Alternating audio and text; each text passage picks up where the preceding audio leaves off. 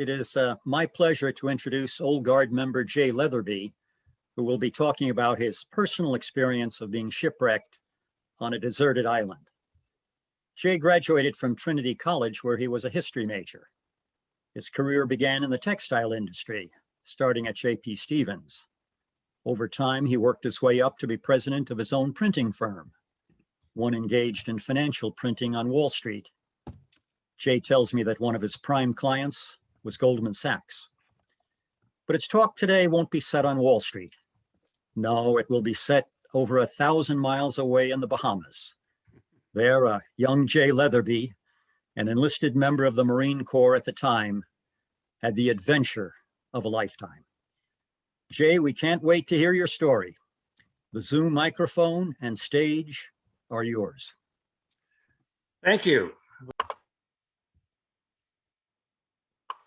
There we go. Okay. I was an enlisted man in the Marine Corps after having left. I was a slow learner. I left college and actually, be honest with you, I had to leave college because I discovered girls and I was vice president of the freshman class, therefore did not do very much studying. So being on probation twice, they asked me to leave, which after a year I could reapply. And I joined the Marine Corps with two other guys, and we were assigned to Parris Island and then stationed at Camp Lejeune, North Carolina, with this particular gun that looks like a tank, self-propelled guns that backed up and you could fire around 30 miles. It's incredible. However, I ended up being a desk jockey. When we went out on a bivouac, I would take my desk with me. I had to communicate all the time with the Marine Corps in Washington, letting them know daily what was happening and so forth. And I met several people and got interested in trying to take a trip. There was another fellow by the name of Corporal Philip Otley, and he and I were sailors. We'd sailed most of our lives. And we ended up meeting the battalion commander, Major Jim Jordan, and his wife. I don't know her name. I still haven't been able to get it. And their son, age 6. They were interested in going. And then our company commander was a Marine captain named Morton Riley, and his wife was named Anne, and his daughter was named Alana. She was I think about 6 or 7. We all decided that we would charter a boat out of Miami. The boat we were going to charter was a boat called the Hootman, which means high noon. And it was a famous sailor. It actually had won races from St. Petersburg, Florida, to, believe it or not, to Cuba. It was an incredible boat. About 39 feet long, or 8 feet long, to be honest with you. And as you can see, there were 8 of us cramped into that boat, which you can see sailing there. Let me advance it a little bit more here now. There it is, I've heeled over on the starboard side. It was a yawl, and a yawl means that the tiller is in front of the after sail. She was a very, very fast boat. Go on here a little bit. There, we sailed to Bimini first. We'd had some engine trouble leaving Miami Gut. It took us about 6-7 hours to cross the Atlantic, and you have to, as you know, it's right in the middle of the Bermuda Triangle, so it's a little bit dangerous, but you had to sail south at about 135 degrees, and with a 4.5 knot current, it puts you right headed into Bimini. As I said, it took us about 6 hours to get there, and that person you see sitting there is me at age 20.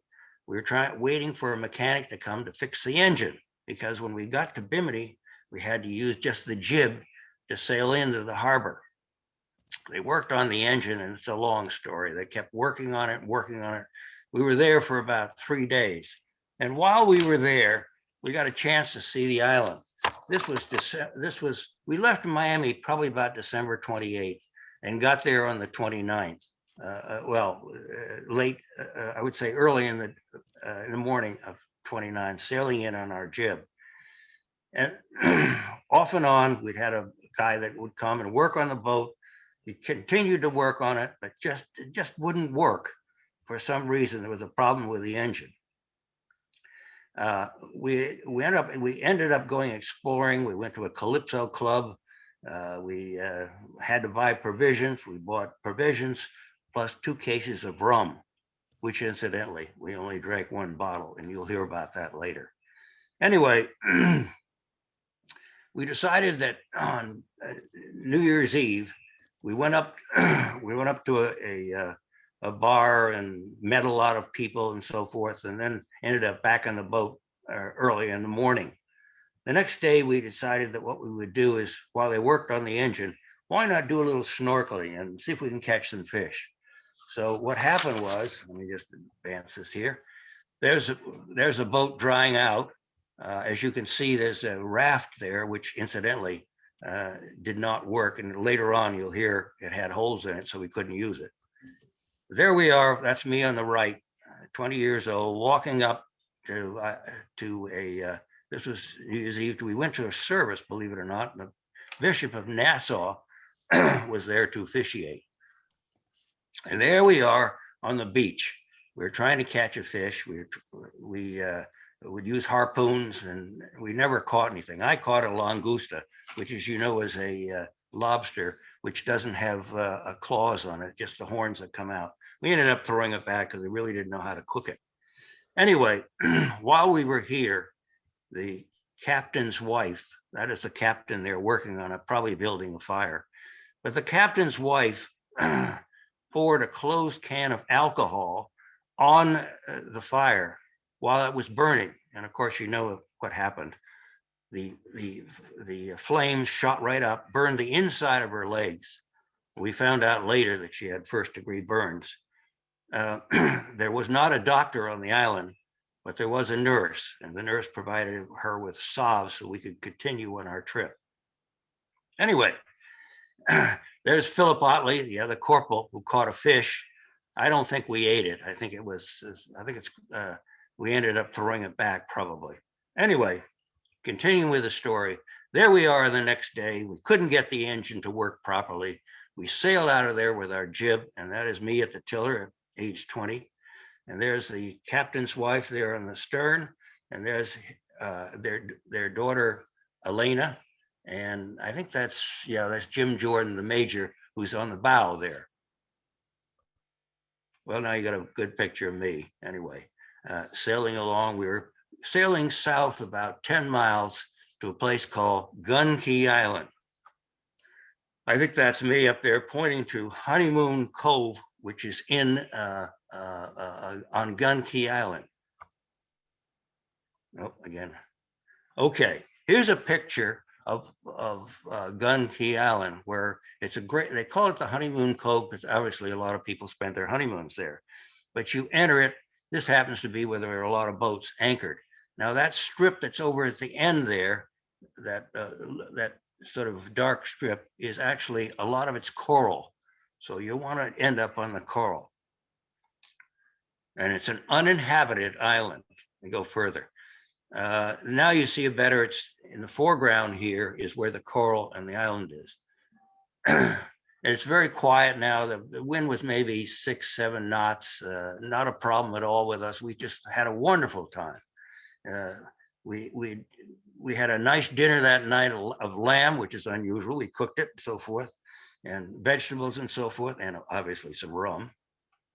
Now, here's the other end of the island, which has a lighthouse on it. Now, the dock wasn't there when we were there.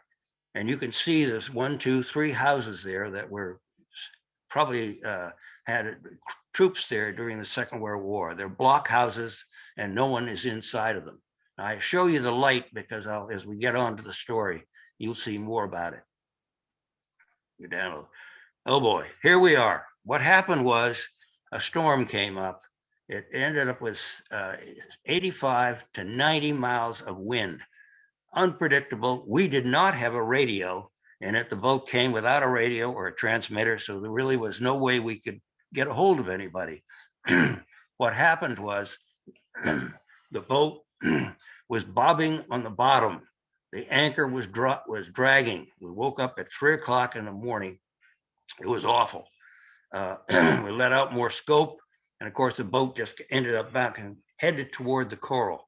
The only one thing we could do was, at night, the captain and the major walked out slowly as far as they could with another anchor because the anchor line broke, and we kedged it in with a wedge and ended up going, instead of on the coral, ending up on a sand strip. You can see the wind looking at the palm tree there. It was incredible. We understand later on, we found out that there were 40-foot waves out there.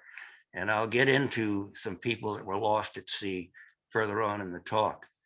Let me advance this one more time. Now, you take a look at you can see how serious the wind is. And there's a better view of the boat at a 45-degree angle, trying to dry things out. That is a rubber boat, which obviously, as you can see, doesn't look like it's going to hold any air, so we can't get off and go anywhere. And there it is again.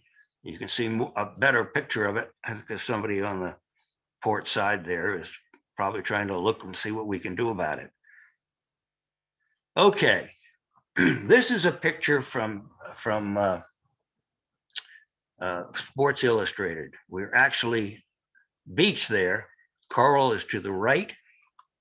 We're on a sand strip, and we're probably about 20 feet from the water as it receded 2 days later. There we are trying to dry everything out. I mean, we were soaked, as you can imagine. When the boat was slowly sliding up the sand spit there, we were all inside. You can imagine. We were kind of scared.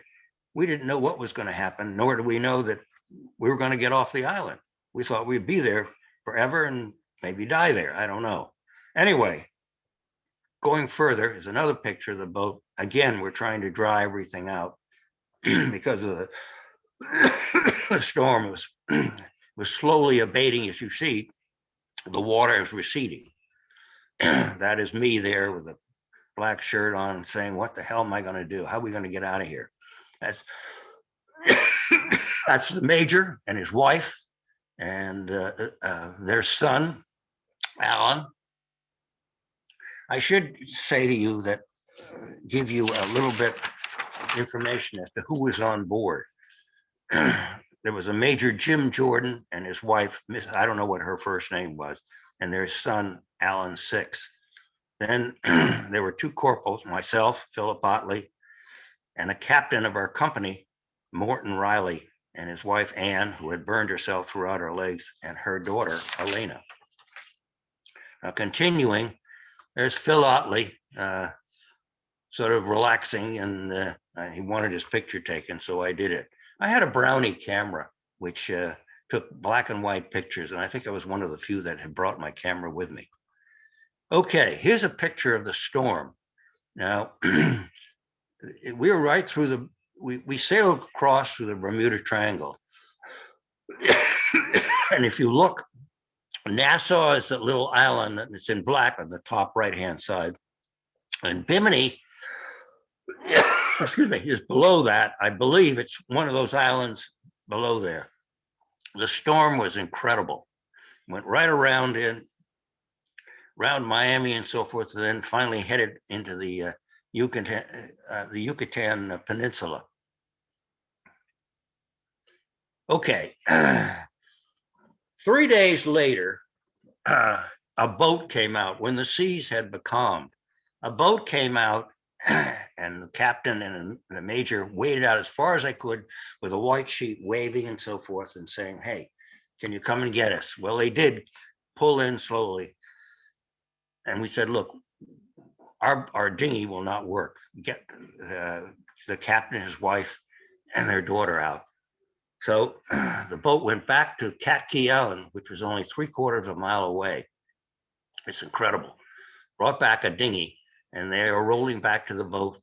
They were taken back to Cat Key Island, and from there flown with a Marine helicopter that came out of Miami back to the hospital, and that's how we learned that she had first-degree burns.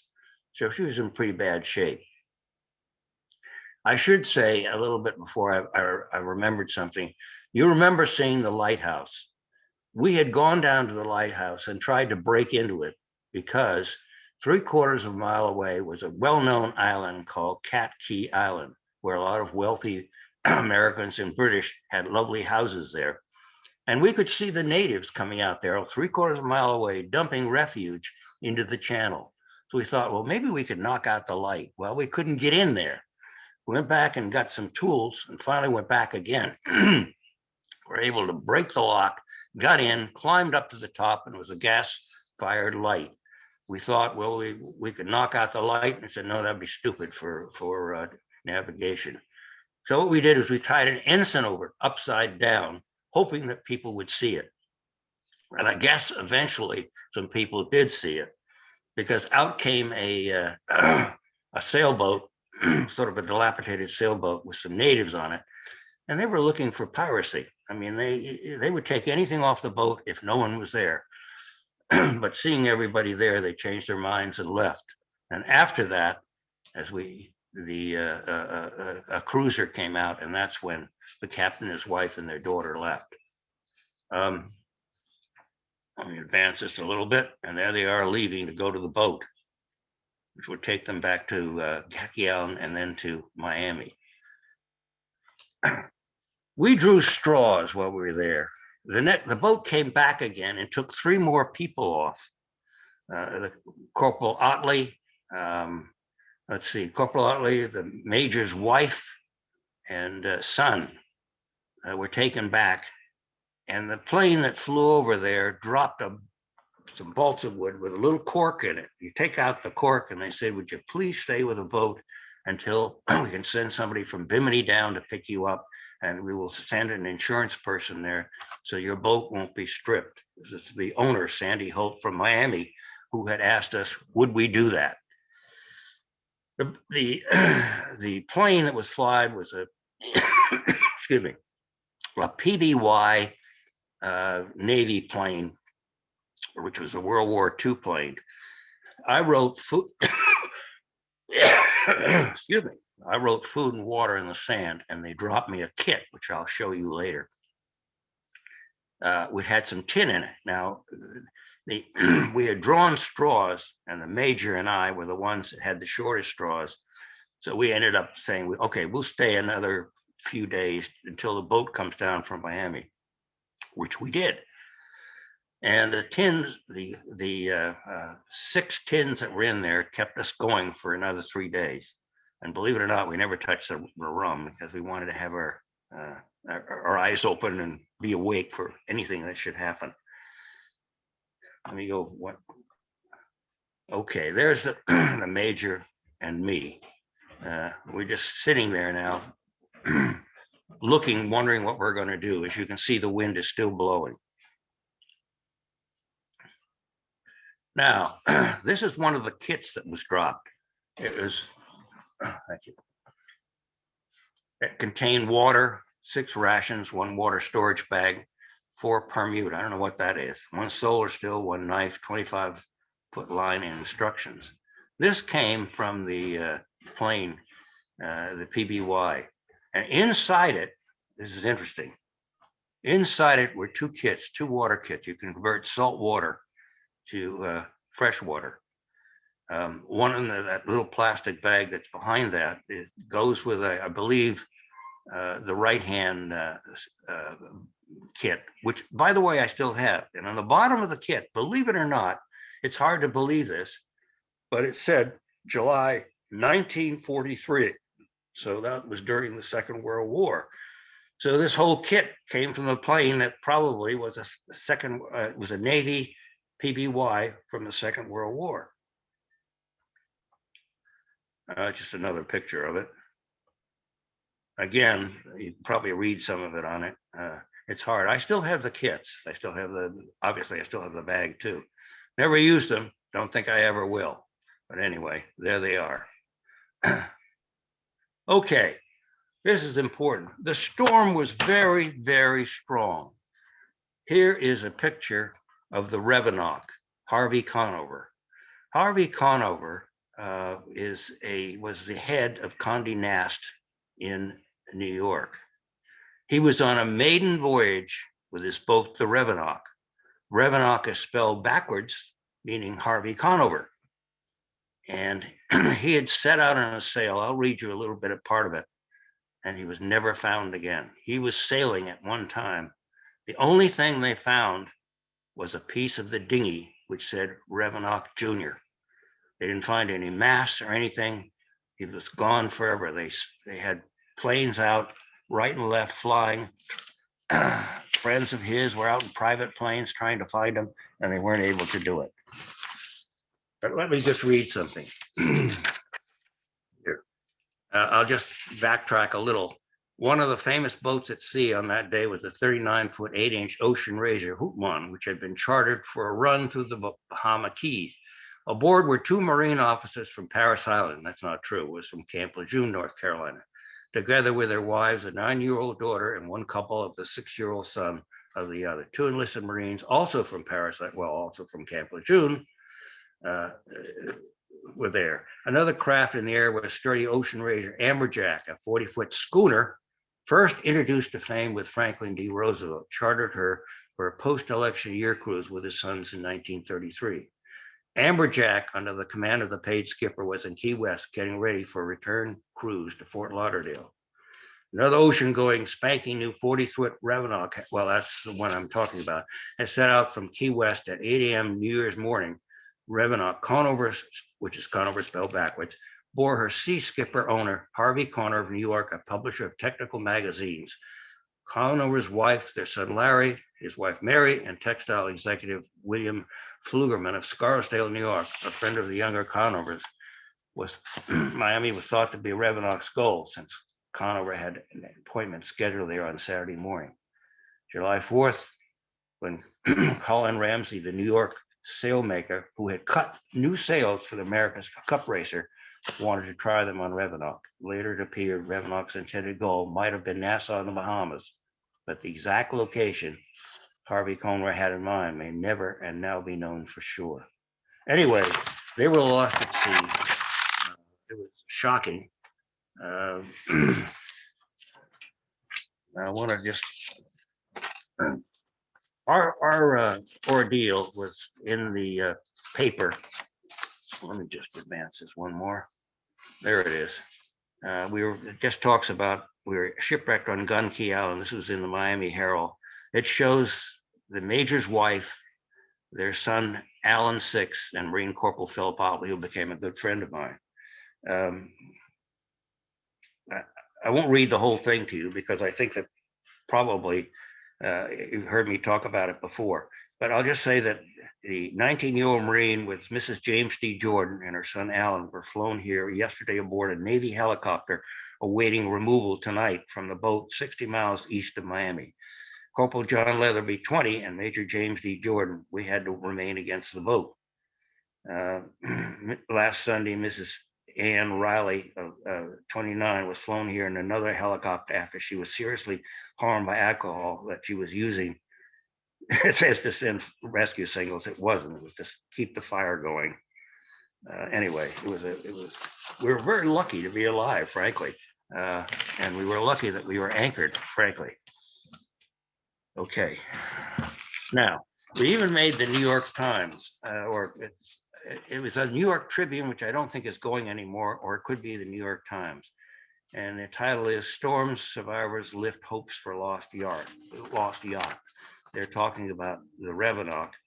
And in here, another racing yacht that was missing in the storm was the Hootman, which was found beached Saturday at Gun Key, 60 miles south of Miami, with all 6 aboard accounted for. They were Captain and Mrs. Morton Riley and their 9-year-old daughter, and Major and Mrs. James Jordan and their 6-year-old son.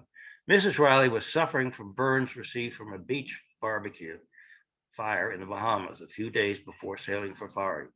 And then it goes on to talk about a number of other boats that were lost. I mentioned Franklin Roosevelt's boat, the Amberjack, so forth. Well, that's about it that I can talk about. It's a short talk, but I'm sure there will be some questions, and I hope there are.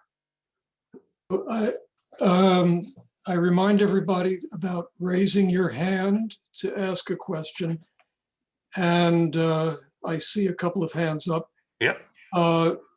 May I remind everyone that the purpose here is to ask questions or make very short comments, not to tell your own stories. Listener. Mike Martin. Yes, thanks, Jay, for an excellent presentation. Briefly, were you required, was the Hootman required to file a itinerary with the Coast Guard, or was that something that just wasn't relevant in the time horizon you're talking about? Thank you. A simple answer would be it wasn't relevant during that time. We didn't have to do that. We chartered the boat out of Florida Yacht Sales. It was owned by a fellow by the name of Sandy Holt. And he was sort of advising us when the plane dropped it, would we please stay with the boat because of piracy? So the answer to that question is, it didn't apply at that time. This was back in 1958, by the way. Okay, Bill Tittle is next. Hey, Bill. Jay, thank you very much. Very interesting. Sure. My question is, after this experience, did you continue to sail? We did, yes. I sailed against, my father had a 40-foot motor sailor, and I did sail with him a number of times. And I have a small boat myself. It's like the size of, it's called a Zoom, which I have in my garage. But I'm getting older now. It's too hard to get in and out of it. I think my son's going to take it. But I do sail with somebody from the Maplewood Glee Club. Our director has a small boat, a 23-footer with a cabin on it and so forth. And I sail with him a lot because I know a lot about it. Mitch Erickson. Hey, Jay, you guys had quite a bonding experience here when you were shipwrecked and even beforehand with the 3 days in Nassau trying to figure out fix the engine. Bimini. Bonding experience, all of you. And the question is, did you ever have a reunion? You said you're still best friends with one of the guys, but did anything ever? Well, everybody sort of went their own way, and the major is probably dead now with his wife and everything because I'm 85 and I was 20 back then. I did try to contact Philip Otley, who lives in Florida in Hope Sound. And I did talk to him once, and I'm trying to get back to him. I'd like to have him have a copy of the talks and see some of the pictures. I'm going to continue to try to find him. But as you know, it's very difficult to get telephone numbers these days. Yeah. Except if you don't want it gotten out there, then everybody gets it. You're absolutely right. Okay, Mort, it's your turn. Hey, Jay, thanks very much. Did you ever go sailing again without a radio on board? No, we never did.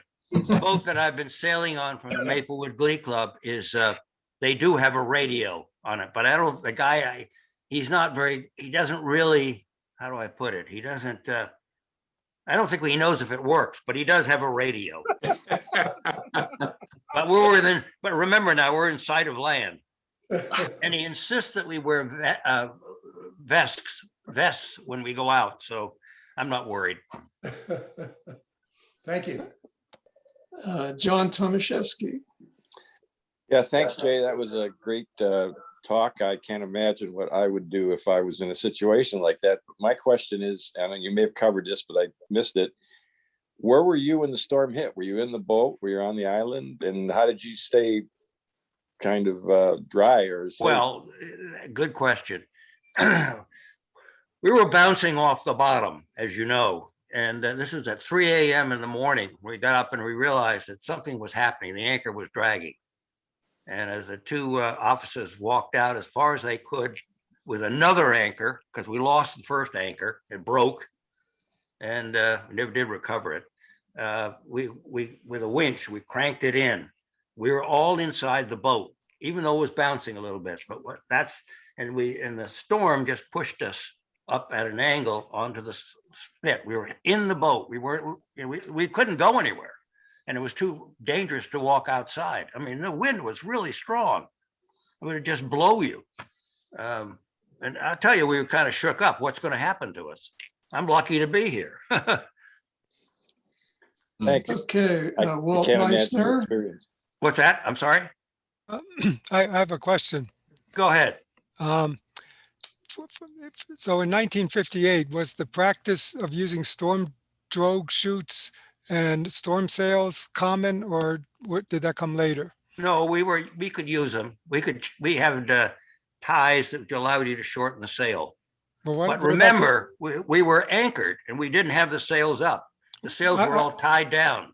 I'm talking more about the boats that were out there on the ocean when this hit. Oh, well, see, yeah, I would hope they would shorten their sails or Well, just, I'm talking about a storm drogue, which what it does is it keeps the boat pointed into the wind. well, then Otherwise, that would be the jib. Or you'd Right. have an anchor. I mean, not an anchor, but what do they call it?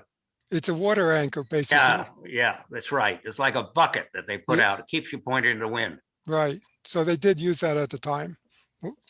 We didn't need to, but maybe the Revenant did. I don't know. Okay. All right. Thanks. Larry Cunningham. Hey, Larry.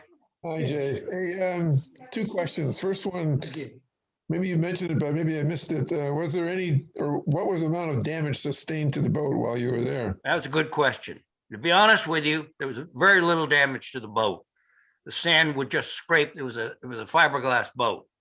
But the interesting thing was, I was a president of an importing firm, imported heat transfer paper, not the stuff you put on your shirts and stuff, but for women's goods, the textile industry, and then ended up, as you know, in Wall Street. But what the point I'm trying to make is that I'm sorry, your question again was? What was the extent of damages to the boat? Oh, yeah. I had to go down to get a cross guarantee between two companies so we could sell them. And I thought, well, while I'm down in Miami, I'm going to go down to the Florida yacht sale, see if the boat's still around. And I'll be damned. There was the boat still there. It was kind of a mess. There was a teenager living aboard it with a St. Bernard of all things. The boat was for sale for $5,000. So it must not have had to suffered very much damage. And I'm sure what they had to do to lift it off was to get a barge out there with a derrick on it, lift it up and then carry it back to Miami. Okay. Anyway, it's kind of a sad thing to end up that way. But anyway, And the second question, I guess, also, which you mentioned, is that back then the vessel wasn't equipped with any radar or any weather tracking? no, did not have that. No. Okay. Yeah, you're lucky you were actually anchored at the time. Yeah, you're right. You're absolutely right. If we'd been at sea, I don't know if I would be here. Yeah, yeah. Yeah, I wouldn't want to be in that thing with 40-foot waves. Okay, thanks. Okay, Paul Tukey, do you have a question? Well, I did, but Larry just asked it. Oh, okay. But I have to tell you, Jay, I want to thank you too. This is a fascinating tale. And I sure am glad you survived it, so you will be here all Yeah. these years later to tell us. And I am sure pleased that somebody happened to have a camera on board. Yeah, that was me. It was an old box camera, which I still have. Yeah, I don't think I can get film for it anymore. I doubt it. Rich Jager?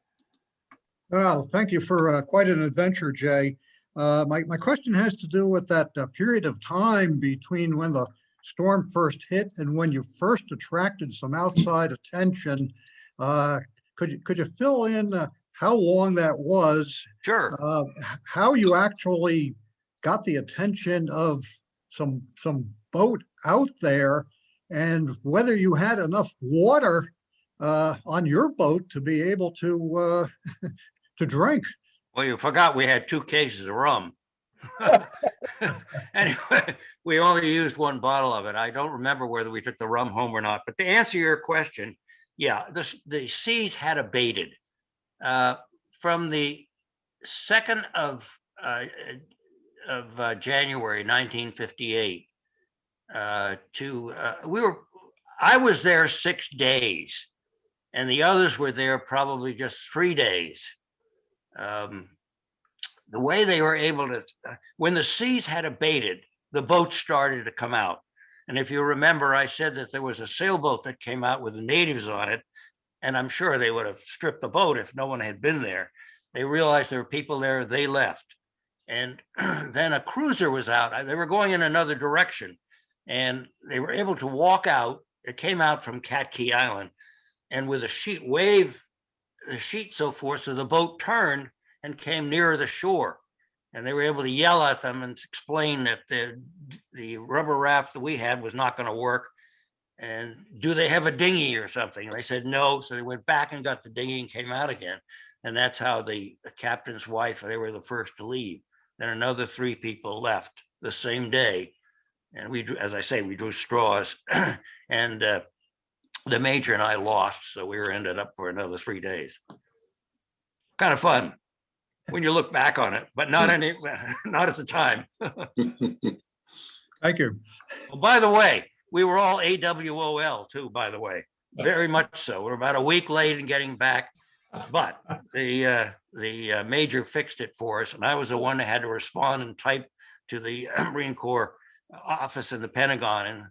And we did not get charged. We did not get arrested or court-martialed. Oh, that's good. Are there any more questions? I don't see any hands raised. I'll just say that that's about the best excuse for being AWOL I can ever imagine. You're right.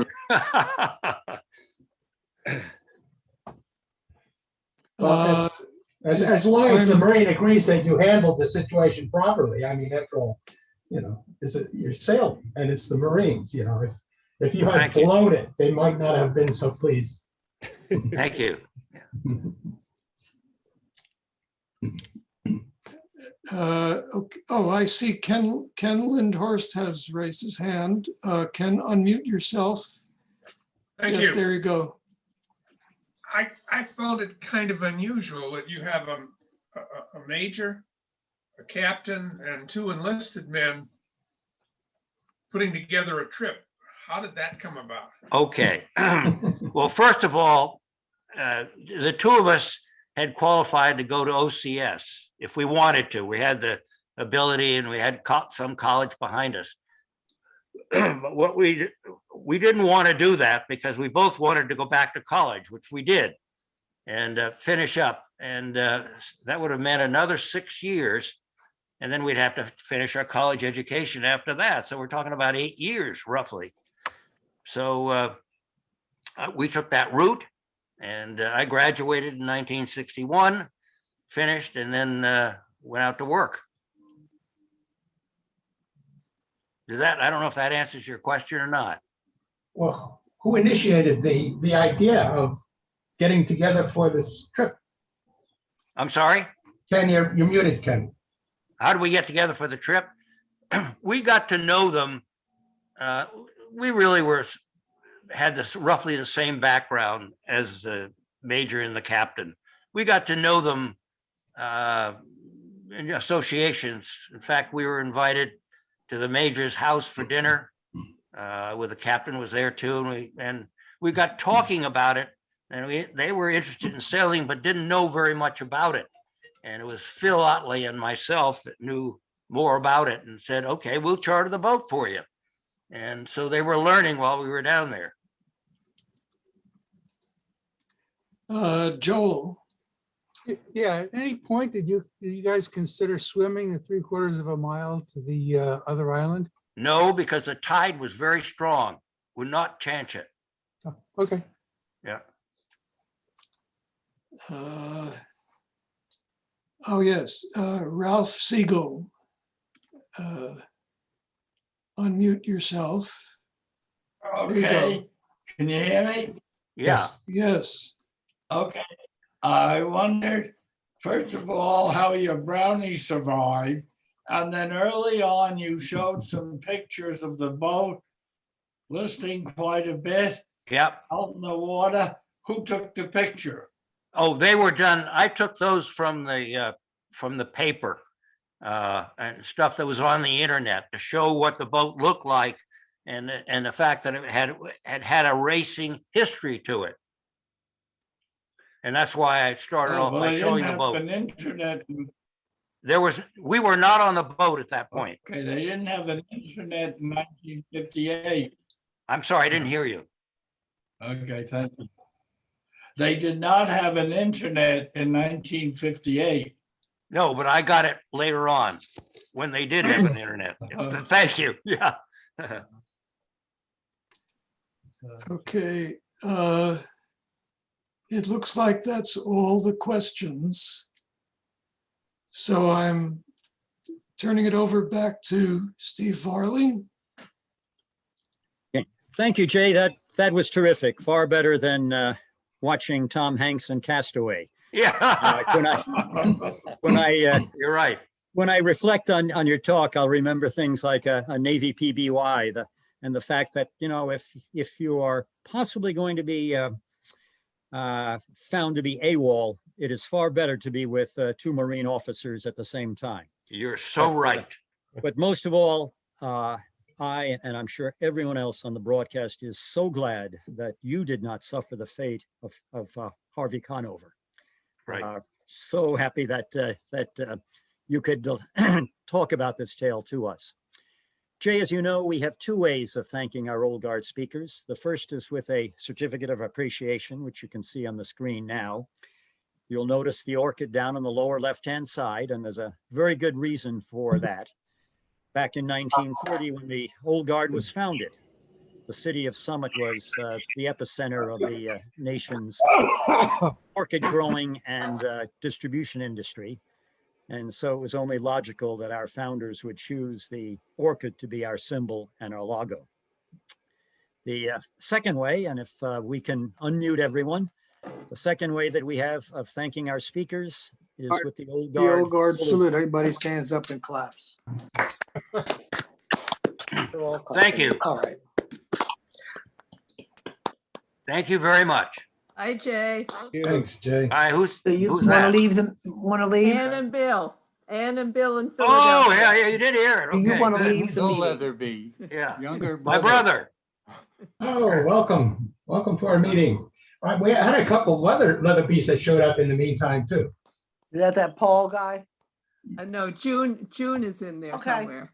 Yeah, June's there somewhere. But Or there she was another one. I saw somebody else. Carrie Hardy? No. Charlie? What? Oh, I know, Ken Engler. Charlie. Engler? Charlie is here. Charlie Was Charlie who? here too? Charlie Leatherby, it says. Your son is here, Dad. Good job. Oh, there you are. Oh, yeah. Oh, that son. Oh, yeah. I'm on mute because I've got a crying child in the background, but Thanks for coming, Charlie. Where do you live? I'm up in Boston, South Shore. Okay. Well, come back another day. Yeah. We'd love to see you. Oh, well, hey.